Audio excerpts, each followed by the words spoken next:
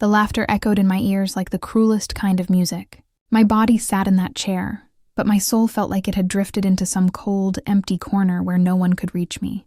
I tried to keep my chin lifted, to smile politely as though the laughter hadn't pierced me.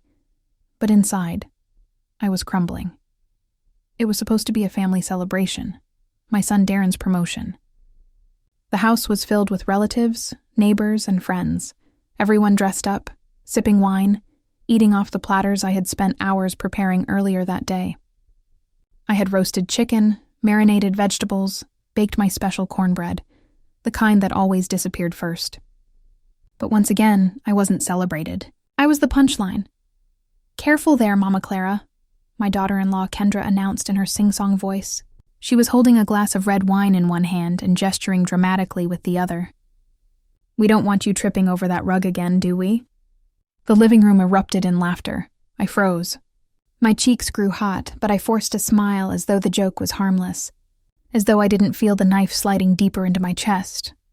My grandson, Jamal, only 13, dropped down into a crouch and shuffled his feet across the floor, mimicking the way my knees sometimes locked up. His friends howled with laughter, clutching their stomachs. "Grandma's in slow motion," he teased. The laughter was louder this time, rolling around me in waves. I felt my throat tighten. Jamal, my sweet boy whom I had once rocked to sleep, was now performing my weakness for the amusement of others. "Don't tease Grandma like that," my son Darren said finally. Relief rushed through me for a brief moment, until he added with a chuckle, "She's sensitive about her legs." The guests burst into another round of laughter. I clenched my trembling hands together in my lap, my nails digging into my palms. Sensitive? As though my body, the body that had carried him, worked tirelessly to feed him, and stayed awake through endless nights when he was sick, was nothing but a flaw to joke about? My heart ached, and still I stayed quiet, because that's what I always did. I swallowed my hurt and wore my silence like armor. But Jamal leaned in close to me, his young voice sharp and thoughtless. "Mom says you don't really belong here anymore." I flinched. "What did you say, baby?" I whispered. He shrugged as though it was nothing. "She says you're just in the way." His words sliced deeper than anything else that night. I blinked, trying to stop the tears threatening to spill over.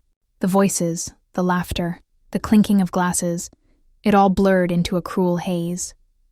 I wanted to stand up, to scream, to remind them of everything I had done for this family, but I sat still, the weight of humiliation pressing me into the chair. The smell of roasted meat and wine filled the air, but I couldn't taste, couldn't swallow, couldn't breathe. I stared at my plate, untouched, my appetite gone. I thought back to the years when this family couldn't have survived without me. Darren and Kendra were working double shifts when Jamal was little, and who babysat him, fed him, bathed him? Me. When they couldn't pay their rent one year, who lent them money from my small pension? Me. When Kendra was in the hospital giving birth to their daughter, who ran the household, cooked, cleaned, and cared for everyone? Me. And yet now, I was a joke, a burden, an afterthought. As the evening wore on, the jokes continued. Someone commented on how old-fashioned my dress looked. Another whispered about how I still thought I was part of the important table. Each remark was like a stone being piled onto my chest, suffocating me slowly. I excused myself early, pretending I was tired, but no one protested. No one begged me to stay. I slipped upstairs to my small bedroom, closed the door, and sat in the darkness, staring at the family photos on the wall. My late husband's smiling face looked back at me. He had been gone 10 years now. How I wished he were here. He wouldn't have let them treat me this way. He would have defended me. But I was alone. Tears finally slipped down my cheeks. Silent, hot, unstoppable. I whispered into the night. Lord, why do they despise me? What did I do wrong? I had given them everything, and they gave me humiliation. That night, as the party raged on downstairs, something inside me shifted. It wasn't sudden, like a lightning strike. It was quiet, heavy, like a door closing. I told myself, this will be the last time. The last time I allow them to humiliate me. The last time I sit in silence. The last time I let them believe I am powerless.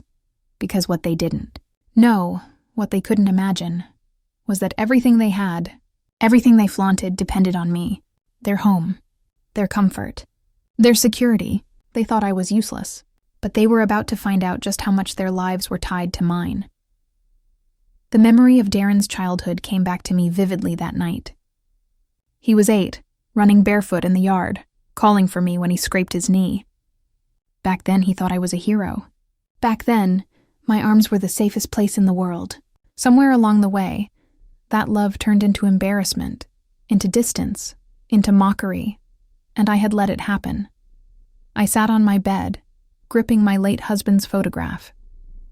His eyes, frozen in time, seemed to be asking me, "How long will you let them treat you this way?" The truth settled into me like a cold stone.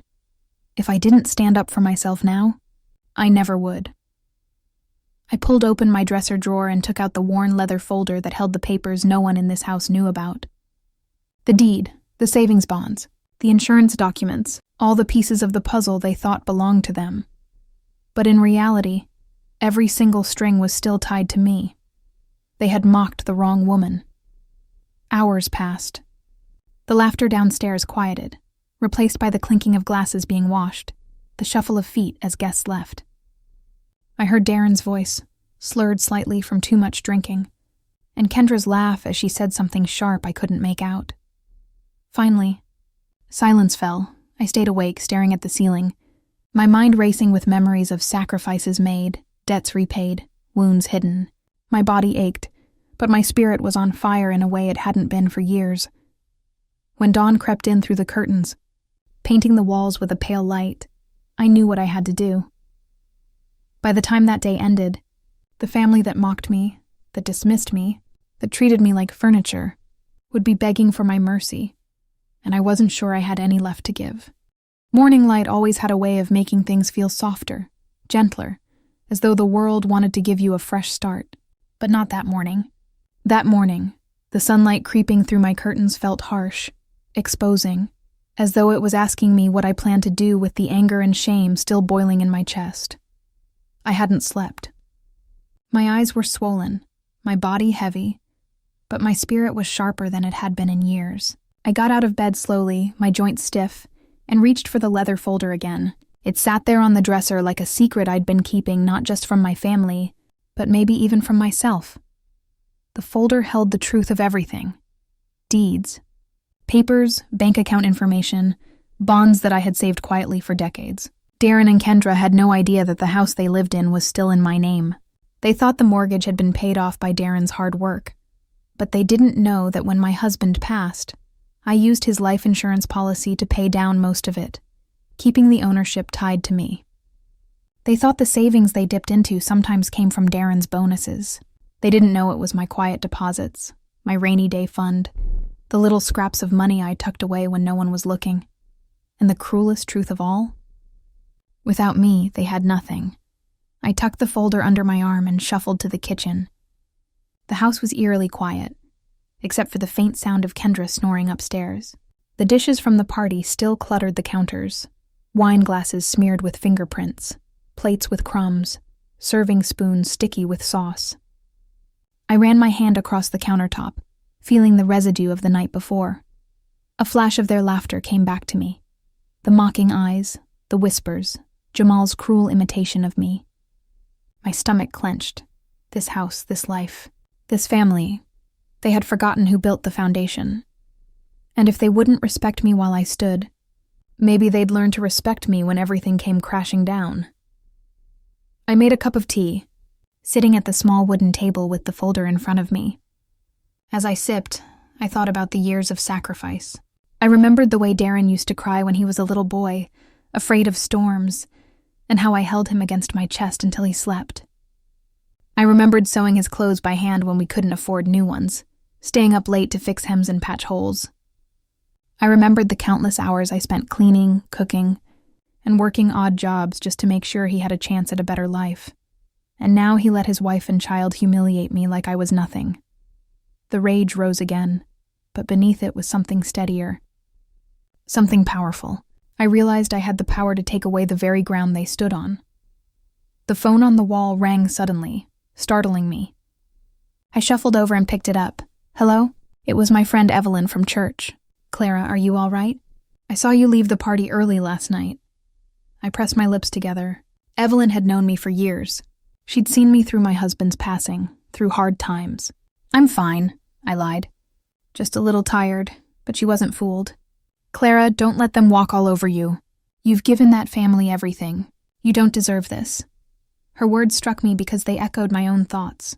I closed my eyes. Evelyn, what if I told you they were about to find out exactly how much they depend on me? There was a pause. Clara, what are you planning? I couldn't answer. Not yet. After we hung up, I sat back at the table staring at the folder. My mind was made up. By mid-morning, Kendra finally stumbled downstairs in her silk robe, her hair tied up, a look of annoyance already on her face. She barely glanced at me before opening the refrigerator. Ugh, no milk. Clara, did you forget to buy it again? I turned my head slowly to look at her. Forget? As though it was my job to keep this house stocked while she played the lady of leisure?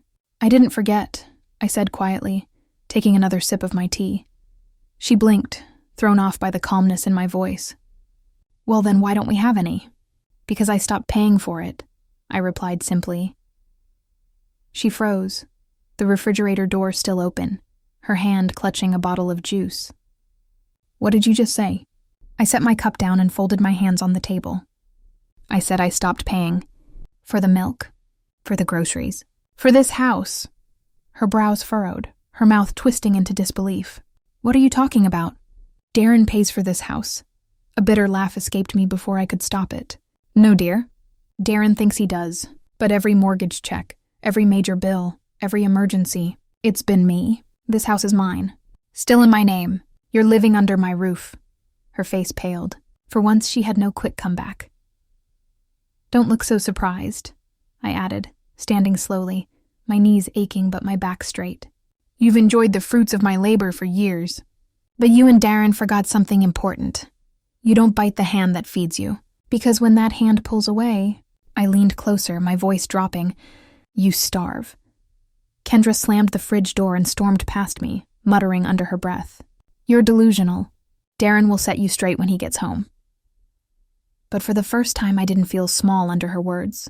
For the first time, I felt powerful. That afternoon, I went to the bank. I withdrew a portion of my savings, enough to make Darren and Kendra feel the shift when their accounts didn't balance at the end of the month. I visited the lawyer who had drawn up my husband's will years ago, confirming that the house was still secured in my name and that I had full control over its fate. I even called the insurance company, verifying the policies I held quietly without my family's knowledge. Each step I took strengthened me. Each signature, each confirmation was like another brick in the wall I was building to separate myself from their cruelty. By the time I returned home, the air in the house was tense. Darren had come back from work, and Kendra had clearly told him about our conversation. He was waiting in the living room, arms crossed, his jaw tight. Mom, he began, his tone sharp. Kendra tells me you said some pretty outrageous things this morning. I set my purse down, meeting his eyes. Outrageous? Or just the truth? He shook his head. Come on, Mom, don't start this. You know I pay for this house. My salary covers everything. You're just confused. I reached into my purse, pulled out the deed papers, and laid them on the coffee table between us. His eyes flicked down, confusion flickering across his face. What's this? The truth, I said firmly. This house is mine. It always has been. You're living here because I allowed it. And last night, when you let your wife and son humiliate me in front of everyone, you forgot who holds the keys to your life. His face reddened. Mom, stop this nonsense. It's not nonsense. I cut him off. My voice trembled, but not from fear. This was power coursing through me. You can keep mocking me if you want. But understand this. Every brick in these walls belongs to me. Every cent in those accounts has my name on it. And if you think I'm just some old woman you can laugh at, you'll find out how quickly everything can be taken away. Silence fell between us. Darren stared at the papers, his mouth opening and closing as though he couldn't find the right words. Kendra stood behind him, arms folded, her face pale but defiant. For the first time in years, I saw fear in their eyes. And it was only the beginning. That night, I lay in bed, my heart still racing from the confrontation. I knew this was just the first step. Taking back my respect meant showing them consequences. Real ones. And I was ready. By the time the next day ended, their world would look very different. Because if they wanted to see what life was like without me, I was going to show them. And it wouldn't be pretty. That night, after everything that had been said and done, I sat on the edge of my bed with my hands trembling in my lap. The laughter from earlier still echoed in my ears, cruel and sharp, as if my family had branded me with their scorn. I should have been asleep by now, but the humiliation refused to let me rest. I stared at the ceiling, replaying every smirk, every careless word, every mocking glance they had thrown my way. My heart was tired, but my spirit would not quiet down. Somewhere deep inside me, a fire was burning that I had tried for too long to smother. The clock ticked past midnight, and still, I sat there, eyes wide open, thinking of all the years I had given them. The meals cooked, the sacrifices made, the money saved and spent on their needs instead of mine. I had been there for every scraped knee, every sleepless night, every bill that needed covering. And now, they treated me like an old fool, a burden, someone whose existence was no longer worth their respect. The ache in my chest grew heavier with every thought. I rose from the bed and walked slowly to the dresser, pulling open the drawer where I kept a stack of letters and documents tied with an old ribbon. My hands shook as I untied the knot. Inside were pieces of my life. Letters from my late husband, the deed to the house, insurance papers, and a bank statement they didn't know existed. I had been careful, hiding away bits of security for myself in case things ever went bad. But looking at those papers now, I realized something. Maybe God had been preparing me for this moment all along. Maybe the pain of being mocked, the loneliness of being discarded, was His way of telling me it was time to stand up and take back my dignity. I whispered aloud, my voice hoarse from the tears I hadn't allowed to fall. They don't know who they're dealing with. Not anymore. In the morning, the house was filled with the sound of laughter again. My son David and his wife were in the kitchen, bickering playfully over who would make the coffee. I lingered at the edge of the doorway, unseen, watching them. My grandson Jamal was sprawled on the couch, his phone glued to his face, thumbs moving so fast I wondered if he even remembered I existed.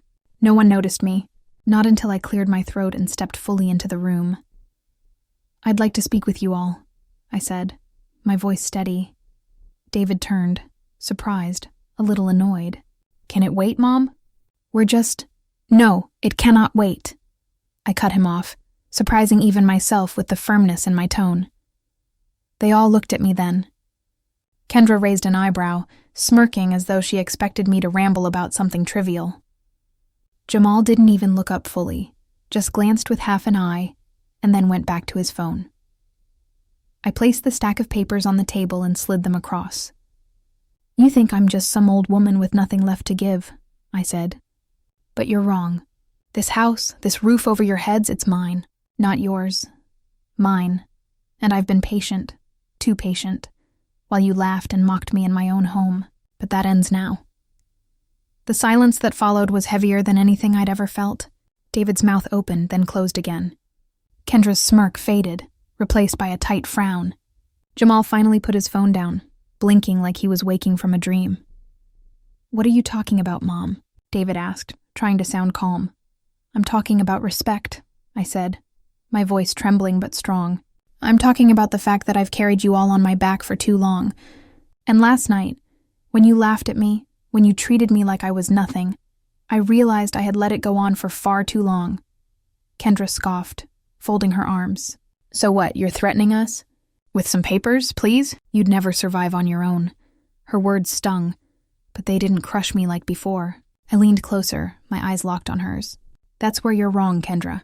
I survived before you ever came into this family. I raised David without your help. I paid bills when there was no one to pay them, and I'll survive again. But will you? That's the real question." David rubbed his forehead, exhaling hard.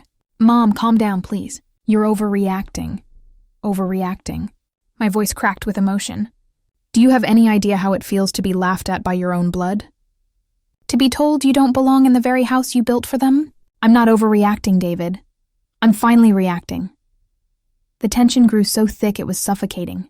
Jamal shifted uncomfortably, his teenage bravado faltering. Grandma, we didn't mean it like that, he mumbled, his voice small. But I wasn't finished. I had kept too much locked inside for too long. You all have taken me for granted. You think this house is your playground?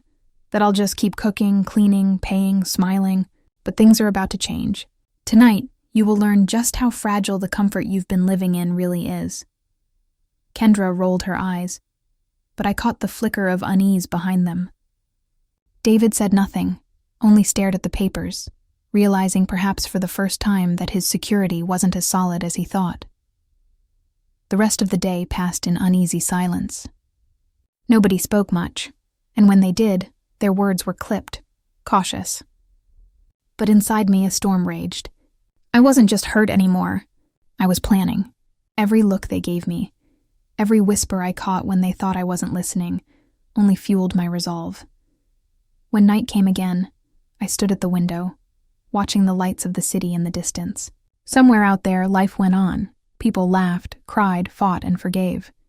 But inside this house, something was unraveling. Something that would never be stitched back together again. As I turned away from the window, I caught sight of my reflection in the glass.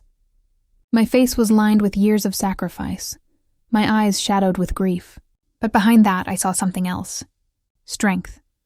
Determination. The kind of quiet power that comes only when a person has been pushed too far and has nothing left to lose. That was the night I made a vow to myself. Never again would I let them treat me like less. Never again would I be the butt of their jokes, the invisible servant, the unwanted burden. And though they didn't know it yet, the choices I made that night would bring everything crashing down around them. Their security, their comfort, their pride. For once in their lives, they would understand what it felt like to lose everything. Because sometimes, the only way to make people see your worth is to let them feel the cost of living without it. That night I barely slept. My mind spun with possibilities and plans, a dizzying, relentless carousel that refused to stop.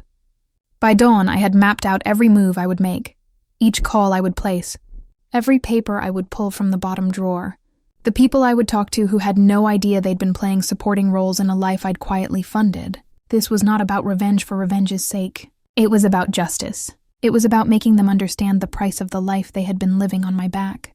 It was about reclaiming the dignity they had stolen from me, with laughter and a crooked smile. I dressed slowly, deliberately, in sensible shoes, and the little coat I kept for important days. I tucked the leather folder, the one with deeds, bonds, insurance policies, canceled checks, and the yellowing copy of my husband's will, under my arm like a shield. When I opened the door, the hallway smelled faintly of lemon cleaner and the ghost of the party. Kendra was at the sink rinsing a glass, humming under her breath. Jamal's bedroom door was shut, music muffled behind it. Darren was on the front porch, talking on his phone with that easy, distracted tone of his, as if the argument of last night had been an inconvenient hiccup rather than a personal indictment. "Morning," I said, and his voice caught. "You look happy," he said, an attempt at derision that came out thin. "Is that a crime?" I asked, stepping past him. He didn't block me. He didn't even ask where I was going. That small apathy, that confidence had been the last straw. First, I went to the bank. The drive there felt longer than it should have. My fingers drummed the steering wheel as streets blurred past. The building smelled of linoleum and coffee, the same polished calm that had lulled me into complacency for years. I gave my name at the counter and asked to see a manager. Mr. Wallace, a man in a navy suit with a neat gray part, came out, courteous and slightly bored. I had been banking at that branch longer than he'd been alive, and that pushed something in him. I could see it shift behind his eyes, a sliver of respect. Maybe because he remembered my husband's name. Maybe because he could tell I wasn't a woman to be trifled with. "I need a full accounting," I told him, "of every payment, every transfer tied to the Elm Street property over the past 7 years. I want copies." I spoke firmly, and he led me to a small office where we sat with a computer and a silence that felt like standing on the edge of a well. "He was a careful man," Mr. Wallace said, after a soft, respectful preface. "You two were involved in the community. We managed," I said. He printed statements, stamped them, slid them across the table. I watched rows of numbers become a story I knew by heart. Small direct deposits, emergency transfers, the late-night checks I'd written after extra shifts and double cleaning gigs. There were months my balance dropped to frightening low numbers because I'd sent money to a place that would not have let my son default, to keep the roof over their heads. I did not say, "You owe me." I didn't need to. I had the proofs now. The ledger would show who had paid and where loyalty had been misplaced. From the bank I walked, not drove, to the building where Mr. Alvarez kept his office.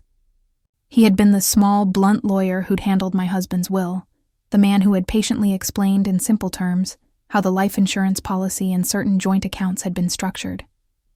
I knew him. I trusted him. More importantly, I knew he would respect the papers I needed signed. "Mrs. Thompson," he said when I stepped in, and the familiarity made me steady. He cleared the files on his desk like a conductor preparing an orchestra. "I thought you'd come around. What can I help you with today?" "I need to make some changes," I said. "I need to withdraw any consent that ties me to other people's debts. I need to revoke authorizations, change beneficiaries where I can, and file a formal withdrawal of any obligation to act as guarantor where that was done in my name." He blinked, then nodded. "I understand." We worked for hours. He was efficient. His hands moved with decades of practice. We drafted letters I would send to creditors, to mortgage companies, to lenders, documents that formally notified them I could no longer be counted upon to accept responsibility for payments that were not mine in spirit. There were forms to fill out with little legal codes that meant the bank could accelerate a mortgage if a cosigner pulled out. A word my son had used in a mocking tone last night, not realizing it might be literal. "This could trigger foreclosure," Mr. Alvarez said matter of fact. He didn't seem joyful about delivering the fact. He was merely a man with a calendar who appreciated consequences like seasons. "I understand," I said. "Let the bank decide whether they prefer to hold the house or hold the mortgage. I will not starve myself to keep them comfortable when they laugh in my face." He placed a hand over mine for a second, a quick human reassurance, then slid the documents across. "Sign here," he said. My signature felt like a declaration. That ink would ripple through the next weeks like a small stone thrown into a placid pond, but I felt no tremor. I signed. Mr. Alvarez certified. We made copies. I left his office lighter, though the weight of what I had set in motion began to settle like a stone in my stomach as the sun moved west. I made other calls. Old routines die hard, and there was a long list of things I had been doing while pretending I was merely being helpful. I called the insurance agent who had sold me the policy that had, years before, kept my family from sinking. I asked him to confirm the beneficiary designation on a certain policy. There was a pause on the line, then, "Mrs. Thompson, you've been the primary beneficiary for years. Change it," I said. "Why, because I am not your bank. I am not a revolving door for people who laugh at me." I felt a twinge of guilt when the agent protested about policy restrictions, but it was small, like a mosquito that buzzed and then died. I visited the title office. I asked for certified copies of the deed. My name was there in black type, Elizabeth Thompson, not some shared incidental mention. Mine. That was the bitter irony. The thing that had kept me silent for too long had become the lever I would use. I planned carefully as though assembling a watch. Any misstep could turn conscience into catastrophe, and my conscience had its limits. I was not a cruel woman looking to break her family for sport. I wanted accountability. I wanted them to see and feel the consequences of their contempt. I wanted them, once in their lives, to recall with a small, painful clarity the faces of the people they'd hurt. Back at home that evening, after the paper trails were set into motion, the house smelled of onions and something simmering. Kendra glanced at me when I walked in, and there was a new wariness there. Darren was on the computer, eyes darting through spreadsheets. Jamal lingered at the doorway, avoiding my gaze. They were listening now in a way they hadn't all their lives. Ears attuned to the rustle of paper, to the click of a phone, to the possibility of being unmoored. I watched them with a cold comfort I had rarely allowed myself, I knew what would happen when the bank called to verify accounts, when notices came in the mail, when the first late payment showed. They would call. They would beg. They would use every language they had to convince me to take the burden back. I wondered if there would be apologies. I wondered if Jamal would one day understand why his grandmother had locked the pantry for a season. I hoped he would.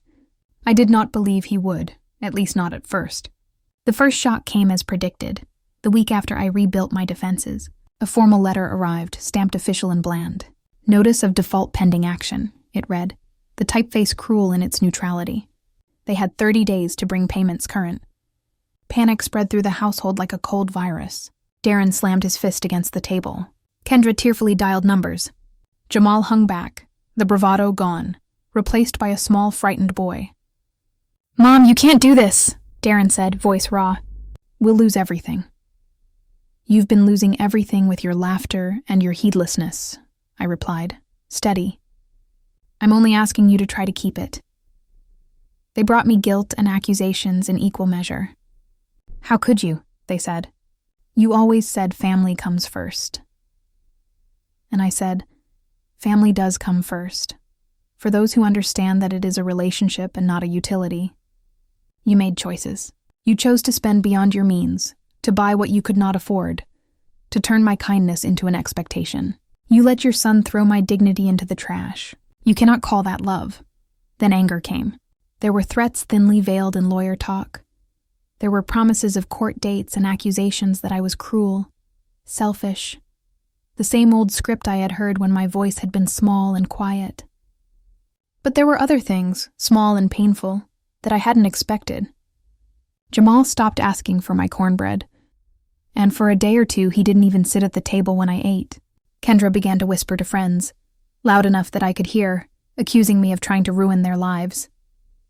They put posts on social media, vague, sorrowful snapshots that painted me as the villain, an elderly woman who had turned on her family for no reason. The neighbors watched. Mrs. Henderson tied the next-door curtains extra tight and pretended not to see me when I took out the trash. The world that had always been my small safety net seemed to fray at the edges. And then the miracles of truth, slow and sure, began to surface. In the middle of the legal fog, a knock came on my door one drizzly afternoon. It was Mr. Alvarez. He held up a thick packet of papers with a satisfied look. "Mrs. Thompson," he said, "you might want to sit down." He handed me a copy of an email discovery that a clerk at the title office had unearthed when Darren had frantically come in, pleading for options to fix things. In it, an accountant had attached a spreadsheet showing transfers from accounts I had funded directly. Small, steady, invisible deposits that had kept a shuttered life from falling apart. There was no denying it. There were clear trails. The numbers were not flattering in the way I might have hoped, but they were honest. I had been both a mother and an invisible banker, and the evidence was now as public as paper. Darren's face when he realized the ledger was irrefutable. I will never forget it. He moved like a man who woke from a dream to find the bed empty. "Why didn't you tell me?" he asked, in a voice that carried something between hurt and shame. "Because I wanted you to grow into a man who would not treat me as a fallback," I replied. "You had to learn consequences." He swallowed, then sank into the sofa. For the first time I saw him as a child again, and my anger softened into an ache. That softness lasted only a breath. I had given too much for too long. If being soft meant I would continue to be trampled, then softness had to be rationed. They did everything people do when the ground gives way beneath their feet. Darren tried to refinance. Kendra called family and friends, seeking loans. Jamal watched the adults in his life scramble, and for the first time, his shoulders seemed older than his years. Threats of lawsuits came and went, some real and some legal theater, but the bank's deadlines marched on, and with each tick, the room they lived in felt more foreign, as if I had always been an unwanted guest in my own home, and finally decided to leave the house and lock the door behind me. One morning, a truck with a towing company arrived in front of the house. The driver had paperwork that showed a lien had been placed on a vehicle registered under a car loan I had once helped them secure. The sight of a man hooking a bumper made the reality of their choices uglier than any words. Kendra grabbed at his arm, sobbing, wailing that she needed that car for work. The driver shrugged. He had a job to do and a schedule to keep. I watched from the kitchen doorway, feeling the old, familiar swell of sorrow, but also a new, steadier strand of resolve. I had not plotted for humiliation. I had plotted for accountability. If their life unraveled, it was because the fabric had been frayed by their own hands for years. Months passed like this, a mixture of angry calls, legal letters, and small domestic disasters that made their world harder. They begged, they accused, they tried to bribe with promises they couldn't afford. They turned relationships into business negotiations, and then looked surprised when the business ledger balanced against them. The town began to whisper. Some neighbors closed their doors, guilty or fearful or uninterested. Others watched with a green-tinged curiosity at the public unthreading of a family that had once hosted barbecues and lent sugar across yards. Jamal stopped inviting his friends over. Darren lost a contract because a client saw the foreclosure notice and suddenly decided that he wasn't as reliable as they had once believed. And yet, in the middle of it all, there were small, tender moments that reminded me of who I had been and why I had stayed so long. My grandson, the same one who'd mimicked my shuffle with a cruel laugh months ago, came to me one evening with a plate of chipped cookies he'd attempted to bake and a face full of a child's earnest apology. "Grandma," he said, voice small, "I'm sorry about the party. I didn't know." The words pierced me. I knelt down and took his flour-dusted hands in mine. "I know," I said, "and I forgive you." He hugged me like a child again, clean and uncomplicated, and in that embrace I felt a hope that the world might relearn kindness. It was not enough to undo the rest, but it was a light that warmed something in me. As winter approached, letters piled up in the mailbox. Reminders, demands, gentle threats, and sometimes, astonishingly, offers to negotiate. There were nights I sat at the kitchen table with the folder open, reading my husband's notes written in a careful script, and wondering how two people could live the same life and remember it so differently. I worried sometimes that I had gone too far. There were nights when I turned over in bed and listened to the house groan, the pipes whispering like old secrets, and I felt a sliver of remorse. But I also felt the echo of laughter, their laughter, and that carried me through. Things reached a head on a bitter, clear morning when a sheriff's deputy arrived at our door with papers in hand. He read the notice out loud. The mortgage holder had initiated foreclosure proceedings. For a second, everything slowed. The deputy's breath, Kendra's sob, Darren's reddened face. Jamal clung to my skirt and looked up at me with frightened eyes. "Did you do this, Grandma?" he asked. I thought of the times I had changed his diaper, of the nights I'd sat up when fevers racked his small body, of the lunches I'd made, and the notes I'd tucked in school bags. I thought of loyalty and love and the limits of both. I crouched to be eye level with him, and my voice was soft but steady. "I did what I had to do," I said. "I did what was right for me." He leaned into me, and in his small, trembling frame I felt both the cost and the reward of what I'd chosen to do. This was not a story with tidy endings. It was messy, and it was human, and it would leave scars on all of us. But it might also leave lessons that would not be forgotten. When the deputy left and the door clicked shut, I stood on the porch and watched my family inside a house that I had once thought of as mine in a way that was tender and true. Their faces were drawn, raw with the taste of consequences. And though my heart ached, I felt a strange clarity. I had chosen dignity over degradation, truth over pretense. That night I wrote a letter, not to lawyers or banks, but to the people who mattered most to me, whoever they were now. I wrote about shame and laughter, about the warmth of a stew on a cold night, and the sting of a joke too cruel to bear. I wrote to say that I loved them, but that love could not be a leash. I left the envelope on the kitchen table where anyone could find it. As I turned off the lamp and closed my eyes, I did not know how it would end. I did not know whether Darren would lose the house entirely, whether Jamal would grow up with a lesson that would steer him to kindness, or whether Kendra would learn to speak soft-spoken apologies instead of sarcastic laughter. What I did know was this. For the first time in a very long while, I had taken my life back from the margins and put it at the center of my own story. And that, I promised myself as sleep finally took me, was worth whatever the morning would bring. The house grew quieter after the sheriff's visit. It was as if the very walls had absorbed the weight of those papers, the legal words that spelled out a future none of us wanted to face. Darren moved through the halls like a ghost, his steps heavy, his eyes avoiding mine. Kendra's voice lost its sharpness. She still muttered complaints, but the venom had dulled, replaced by fear. And Jamal, my sweet Jamal, barely left my side. He watched me as if I were the only anchor in a storm that threatened to sweep him away. Days bled into one another. Notices arrived. Phone calls came and went. The bank wanted its money, and my family wanted answers. They cornered me at the kitchen table one evening, the three of them surrounding me like a jury. Darren's face was pale, his jaw clenched, his hands gripping the edge of the table until his knuckles whitened.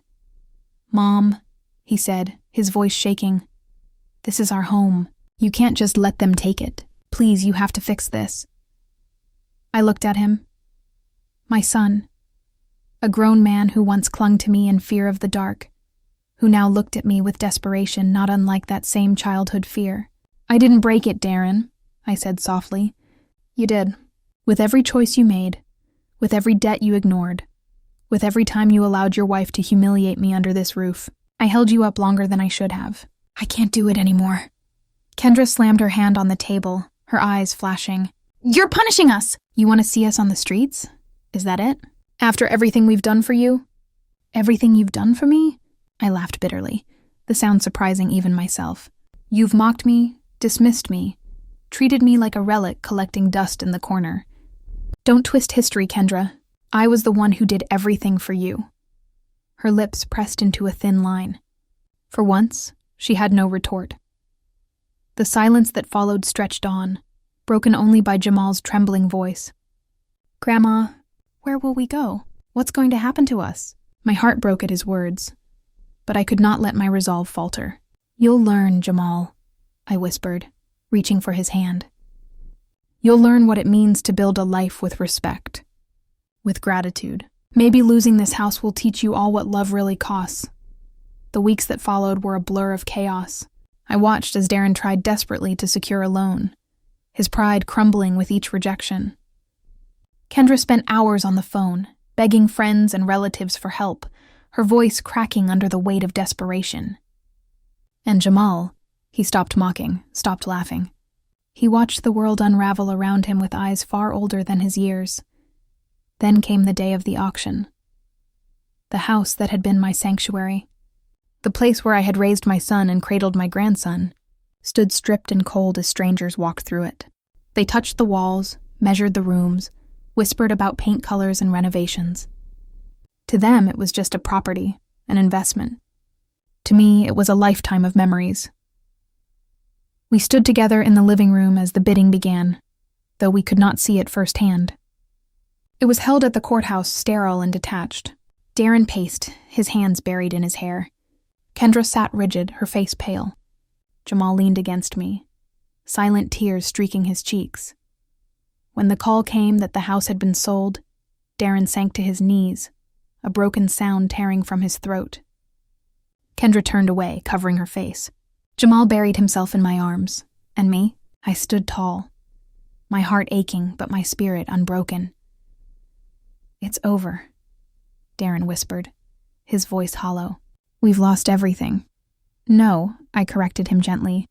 "You've lost the things you never respected, but maybe you'll find something worth more." The days after the auction were the hardest. We packed boxes in silence, each of us lost in our own grief. Every item I wrapped carried a memory. The teapot my husband and I had bought on our honeymoon, the quilt my mother had sewn with her own hands, the photographs of holidays long past. I lingered over them, not because I doubted my choice, but because they were fragments of a life I had fought so hard to preserve. Neighbors watched as the moving truck arrived. Some whispered, some pitied, some judged. I ignored them all. This was not their story. It was mine. We moved into a small rental on the edge of town. It was nothing like the house we'd lost. Smaller, older, humbler. Kendra hated it. Darren resented it. But Jamal, he seemed to find peace there. Without the weight of the old house, without the endless cycle of debt and pride, he started to change. One evening, as I sat on the porch watching the sun dip below the horizon, Jamal joined me. He was quiet at first, then he said, "Grandma, I think I understand now. Understand what, baby? I asked. Why you did it. Why you let it all go. It wasn't to hurt us. It was to teach us. Tears stung my eyes as I pulled him close. That's right, Jamal. Sometimes the hardest lessons are the ones that save us. But the story did not end there. Because life has a way of surprising you, of weaving new beginnings from broken threads. A month after we moved, Darren found steady work. Not glamorous, not high-paying, but honest. He came home tired but proud, his hands rough, his back sore, and I saw something in him I hadn't seen in years. Humility. Responsibility. Kendra, too, began to change. She still had her sharp tongue, but the edge softened. She took a job at a local diner, and though she hated the long hours, she began to appreciate the value of what little they had. She stopped mocking, stopped sneering. For the first time, she cooked dinner for me, awkward and hesitant, but it was a gesture I would never forget. And Jamal, he flourished. Without the distractions of a lavish life built on shaky ground, he found joy in simple things. He helped me in the garden, listened to my stories, asked questions about the past. He grew kinder, gentler, wiser. One night as we sat together, Darren looked at me with tears in his eyes. Mom, he said, his voice breaking, I'm sorry. For everything. For letting her treat you that way. For letting myself treat you that way. I see now how much you sacrificed, how much you carried. I see it too late, but I see it. I reached for his hand, squeezing it tight. It's never too late to change, Darren. What matters is that you see it now. The weight between us lifted in that moment. It did not erase the past, but it offered hope for the future. And as the seasons turned, as winter gave way to spring, I realized something profound. Losing the house had been a blessing. It stripped away the illusions, the pride, the entitlement. It forced us to see each other, raw and real, without the trappings of comfort. It taught us that love is not built on possessions, but on respect and gratitude. The family that had once mocked me, humiliated me, treated me as invisible, began to see me again, not as a burden, not as a relic, but as the heart of the family. One Sunday afternoon, Jamal wrapped his arms around me and said, Grandma, you're the strongest person I know, and in his eyes, I saw the legacy I had built, not in the walls of a house, not in the numbers on a bank statement, but in the love that endured despite everything. I had lost a home, but I had gained something greater, a family reborn, humbled, and renewed. And as I watched them rebuild their lives, step by painful step, I knew that the night of humiliation, the night of cruel laughter had not broken me. It had saved us all. Because sometimes the only way to teach people the value of everything is to let them lose it all first.